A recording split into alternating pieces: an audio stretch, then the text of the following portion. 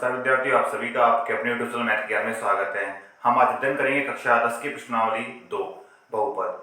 बहुपद के बारे में अध्ययन करने से पहले हम एक बात जानेंगे विद्यार्थियों कि बहुपद प्रश्नावली कक्षा 10 में 3 नंबर की राजस्थान बोर्ड में शामिल होती रही है। 3 नंबर का एक सवाल आता है इस प्रश्नावली से। कौन सा सवाल आता है, किस टाइप का आएगा, किस प्रकार से आएगा, उसका हम अब जानेंगे। सबसे पहले ध्यान रखेंगे विद्यार्थियों कि बहुपद किसे कहते हैं, ये परिभाषा हमें आनी चाहिए। तो नोट करते हैं, बहुपद क्या है। बहुपद बहुपद किसे कहते हैं? बहुपद एक ऐसा बीजीय व्यंजक है जिसमें चरों की घातें कैसी हो, पूर्ण। बहुपद ऐसा बीजीय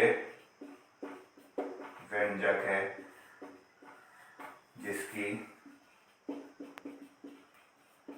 चरों की घात क्या होती है, पूर्ण। चरों की घातें पूर्ण होती हैं तो बहुपद क्या होता है, बन जाता है। यदि बीजीय व्यंजकों की चरों की घात क्या हो, पूर्ण हो। तो नोट करेंगे विद्यार्थियों किस प्रकार से हो सकता है। एक एग्जांपल लेते हैं, जैसे यहां पर मैं लेता हूं 3x² प्लस के 5x। नोट करना विद्यार्थी, क्या लिखा है एग्जांपल, 3x² प्लस के 5x। यहां पर ध्यान दीजिए कि x की घातें पूर्ण आ रही हैं, 2 और 1।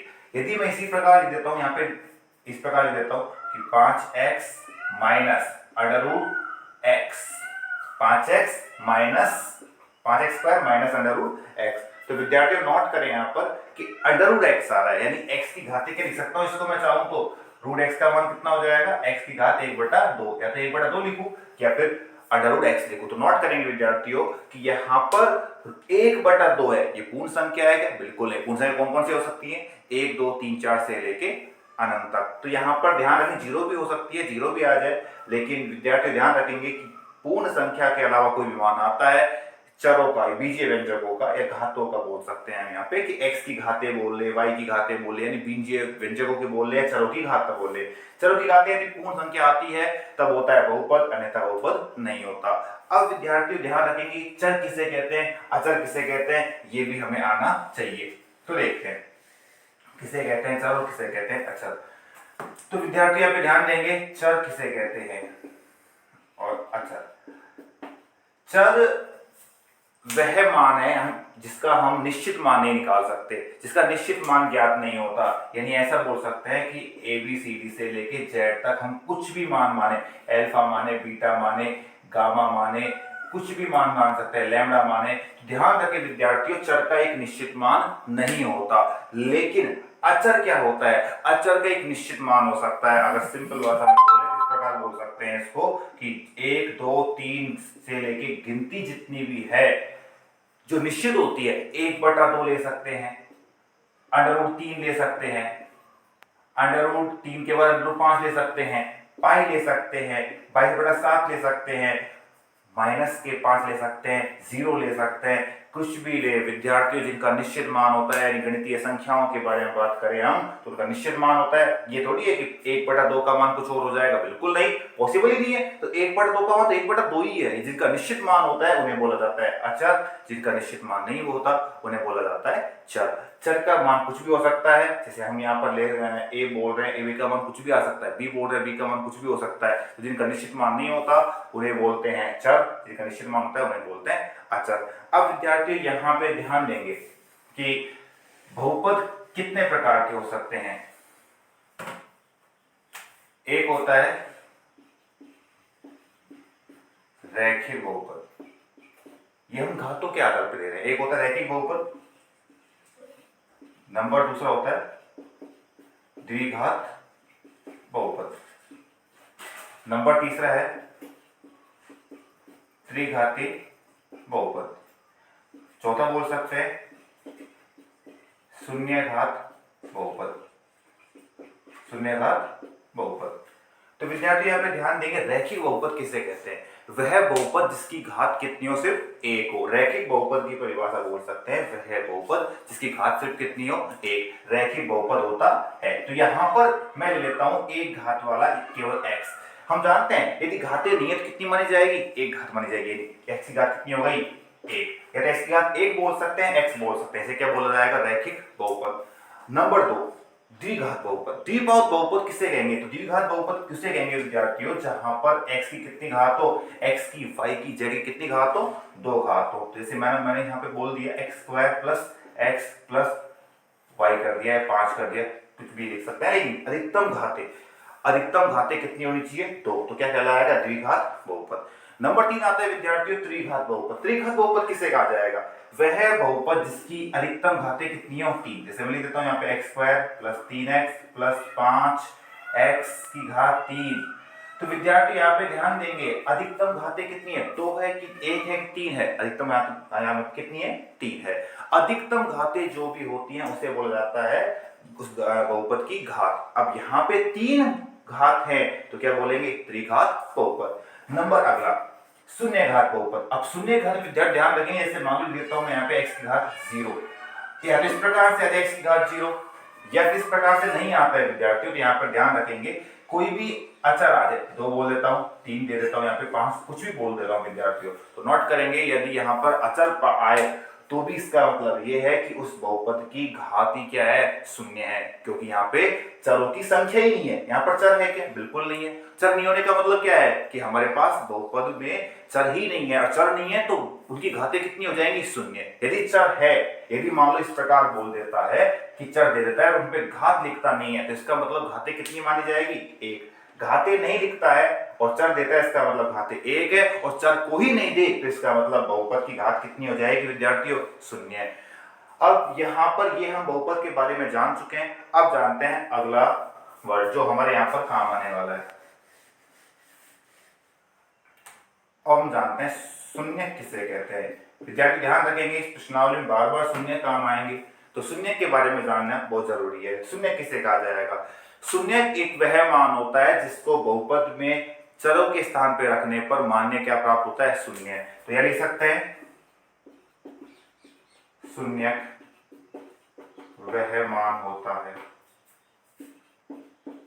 जिसे चरों के स्थान पर रखने पर बहुपद का मान क्या प्राप्त होता है? शून्य। विद्यार्थी ध्यान देंगे यहाँ पर कि नाम से स्पष्ट है शून्य, यानी वह मान जिसको रखे तो बहुपद का मान क्या हो जाए? शून्य प्राप्त हो जाए। चलिए अब सवाल करते हैं इस पर बेस।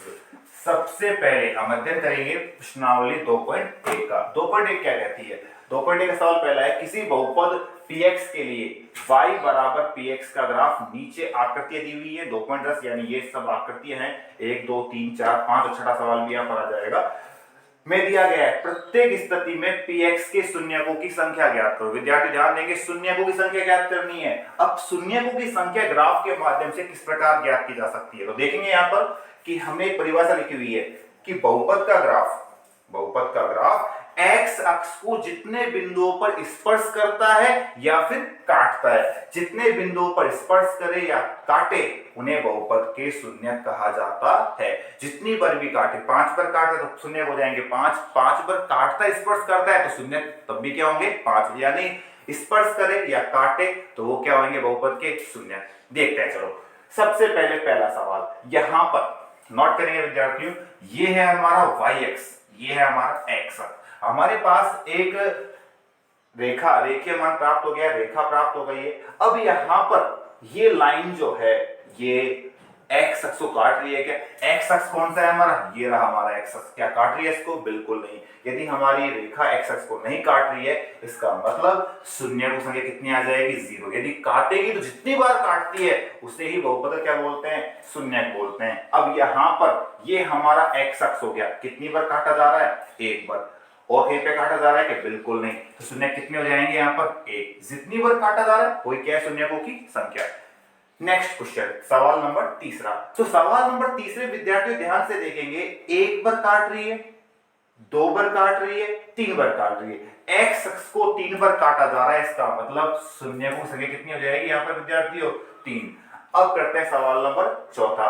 सवाल नंबर चौथे में हमारे x अक्ष को कितनी बार काटा जा रहा है? तो यहां पर देखेंगे 1 2 बार काटा जा रहा है, क्या बोल रहे हैं? शून्य को संख्या 2। सवाल नंबर तीसरे में 1 बार काट रही है, 2 बार काट रही है, 3 बार काट रही है, 4 बार काट रही है। 4 बार काटा जा रहा है, इसका मतलब शून्य कितने हो जाएंगे यहाँ पर हमारे पास 4। चलिए सवाल नंबर 5 के बाद में छठा सवाल भी नोट कर लेते हैं, इसमें शून्य की संख्या कितनी आ रही है। चलिए देखते हैं। तो सवाल यहाँ पर था हमारे पास सवाल नंबर 4,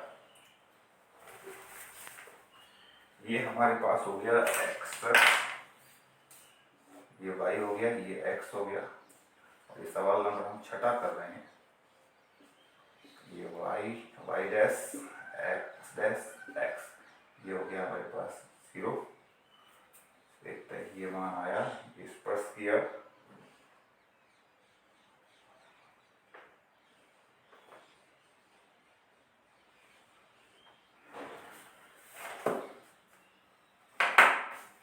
तो विद्यार्थी यहाँ पे ध्यान देंगे कि हमारे पास एक ग्राफ प्राप्त हो गया है। ग्राफ में कितनी बार एक्स अक्ष को स्पर्श किया जा रहा है ये देखा जा रहा है। लेकिन यहाँ पर एक बार काटा, प्रतिच्छेद किया, एक बार स्पर्श किया, तो एक और एक कितने हो गए, 2 हो गए यहाँ पे। फिर तीसरी बार स्पर्श किया गया, इसका मतलब स्पर्श करने की संख्या कितनी है, 3, और प्रतिच्छेद करने की कितनी है, स्पर्श और प्रतिच्छेद करने की कुल मिलाकर कितनी हो जाएगी, 3। तो 3 यदि हमारे पास स्पर्श या प्रतिच्छेद किया जा रहा 3 बार, तो इसका मतलब शून्य कितने हो जाएंगे, 3। तो विद्यार्थियों 2.1 के सवालों में सिर्फ इतना ही था कि केवल ग्राफों में ये बताना है हमें शून्य कितने आ रहे हैं। तो शून्य देखने के लिए सिर्फ एक काम करेंगे, दोबारा रिपीट करते हैं, क्या काम करेंगे कि एक्स अक्ष को कितनी बार काटा जा रहा है या स्पर्श किया जा रहा है, वही क्या है, शून्यकों की संख्या। यहाँ पर एक्स अक्ष को काटे जा रहा, शून्य की संख्या कितनी आ जाएगी, 0। यहाँ पर एक बार काटा, शून्य 1, यहाँ पर 1 2 3 बार काटा, शून्य 3।